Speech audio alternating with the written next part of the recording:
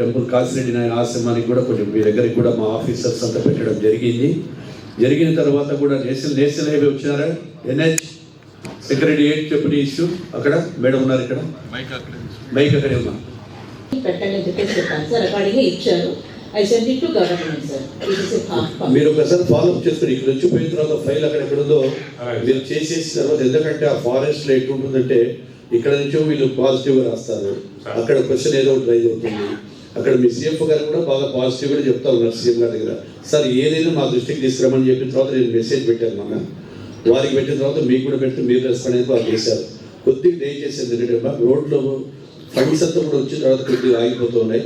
కొన్ని చిన్న ఉంటే కూడా మీ దగ్గరలో లెవెల్కి తొందరగా క్లియర్ చేయండి. సార్ ఒక సజెషన్ ఏంటంటే సార్, ఫారెస్ట్ డిపార్ట్మెంట్ అంటే ఎంతసేపు నో అని చెప్తున్నారన్న ఇంప్రెషన్ తోటే ఉన్నారు.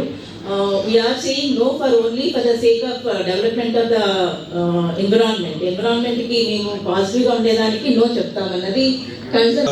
చూపకపోవడం వల్ల అది ప్రపోజల్ రిటర్న్ అయింది సార్. మేడం జాయిన్ అయిన తర్వాత మేడం చాలా పాజిటివ్గానే కింద వాళ్ళకి ఇన్స్ట్రక్షన్స్ ఇవ్వడం కానీ మేడం పరంగా ప్రాబ్లం లేదు సార్.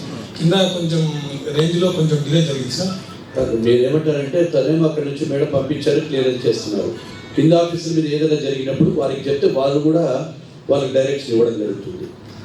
ఆ కమ్యూనికేషన్ గ్యాప్ వల్ల ఈ వీక్లీ 2 వీక్స్ కానీ ఒకసారి జరిగినప్పుడు కూడా CM గారు మాకు మీటింగ్లో మా అశ్రద్ధ వల్ల మీరు పట్టించుకోవడం లేదు. రెవెన్యూలో ఎక్కడికైనా వెళ్ళినా MRR VROల లెవెల్లో కూడా మొన్న మా కళ్ళ ముందనే JC గారి ముందర జరిగింది ఒక ఇష్యూ. అది బాధపడాలో లేదో చెప్పాల్సిన అవసరం అటు కూడా ఉన్నారు. సరే, ఆ విషయాలు ఇక్కడ చెప్తే కూడా బాగున్నది, మా అధికారుల మీద మళ్ళీ చెప్పినట్టు అవుతుంది. సో ఏది ఏమైనా చెప్పినా కానీ కూడా ఇందాక మా ఇన్ఛార్జి మంత్రి గారు కూడా చెప్పారు, మీరు దయచేసి ఏదైనా సమస్య వచ్చినప్పుడు మా దృష్టికి తీసుకురండి. అభివృద్ధికి సమస్యలు ఇప్పుడు చాలా విషయాల మీద కూడా మాట్లాడినాం. మళ్ళీ 3 నెలల తర్వాత మళ్ళీ త్వరలో మళ్ళీ ఒకసారి రివ్యూ వచ్చినప్పుడు బాధ్యతతో రండి. అడిగిన దానికి మనం ఈరోజు వెళ్తే ఏ దాని మీద అడుగుతారు, ఏంటి, ఏ విషయం మీద మమ్మల్ని అడుగుతారనేప్పుడు కొంతమంది దగ్గర అధికారుల దగ్గర మీ దగ్గర సమాధానాలే దొరకడం లేదు.